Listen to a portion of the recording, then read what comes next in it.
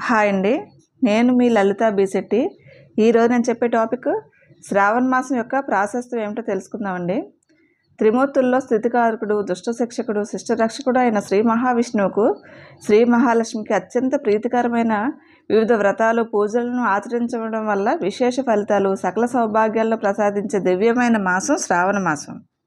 చాంద్రమానం ప్రకారం శ్రావణ మాసం 5వది. శ్రీమన్నారాయణుడి జన్మ నక్షత్రమైన శ్రవణ నక్షత్రం పేరుతో ఏర్పడిన శ్రావణ మాసం శ్రీ మహావిష్ణువు పూజకు ఉత్కృష్టమైంది. మనకు వారాలు 7 ఉన్నాయి. ఆ 7తో మాఘమాసంలో గురువారాలు పుణ్యప్రదమైనవి కాగా 7 వారాల్లో 3 వారాల శ్రావణంలో పుణ్యప్రదమైనవిగా చెప్తారు. మంగళ, శుక్ర, శనివారాలు ఈ మాసంలో అత్యంత ప్రధానమైనవండి, మహత్తును కలిగినవి. శ్రావణ మాసంలోని మంగళవారాలు శ్రీ గౌరీ పూజలకు, శుక్రవారం శ్రీ లక్ష్మీదేవి పూజకు, శనివారం విష్ణువు పూజకు ముఖ్యమైనవి. శ్రావణ మాసంలోని శుక్లపక్షం విశేషమైనది. ఈ పక్షంలోని ఒక్కొక్క రోజు ఒక్కో దేవుడికి పూజ చేయాలని శాస్త్రవచనం. అంతేకాకుండా ఈ 15 రోజుల్లో వివిధ దేవతలకు పవిత్ర ఆరోహణోత్సవాలు చేయాలని శాస్త్రాలు చెబుతున్నాయి. సాధారణంగా పవిత్రం అంటే దర్భతో చేసిన వేలు తొడుగు. దర్భ అత్యంత పవిత్రమైనది. అటువంటి దర్భను ఉపయోగించి 108 ముళ్ళతో కాశీదారంలో తయారు చేసి దానితో ఆయా దేవులను అలంకరించి పూజలు చేయాలని శాస్త్రవచనం.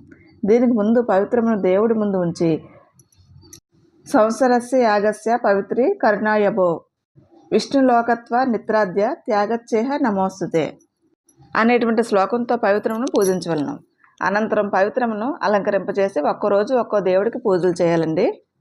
దీని వివరాలు ఏంటంటే, పాడ్యం రోజు బ్రహ్మదేవుడు, విధియ శ్రీయపతి, తదియ పార్వతీదేవి, చవితి వినాయకుడు, పంచమి సచీదేవి, షష్ఠి నాగదేవతలు, సప్తమి సూర్యుడు, అష్టమి దుర్గాదేవి, నవమి మాతృదేవతలు, దశమి ధర్మరాజు, ఏకాదశి మహర్షులు, ద్వాదశి శ్రీ మహావిష్ణువు, త్రయోదశి నాడు అనంగుడు, చతుర్దశి నాడు పరమశివుడు, పూర్ణిమ పితృదేవతలు.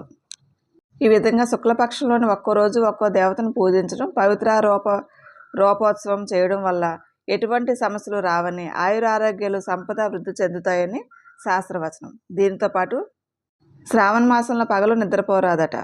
ఈ మాసంలో ఒక్క పూట మాత్రమే భోజనం చేయాలండి, మరో పూట ఉపవాసం ఉండాలంట.